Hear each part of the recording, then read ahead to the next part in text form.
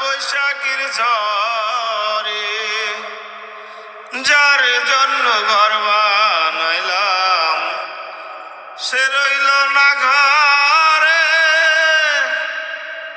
সেই ঘরটাই উড়াইয়া নিল কাল বৈশাখীর ঝড়ে। মনটাই আমার ছটফট করে, প্রাণটাই আমার ছটফট করে, করে হাহাকার। আমার ভালোবাসার ময়না পাখি এখন জানি কার। আমার ভালোবাসার ময়না পাখি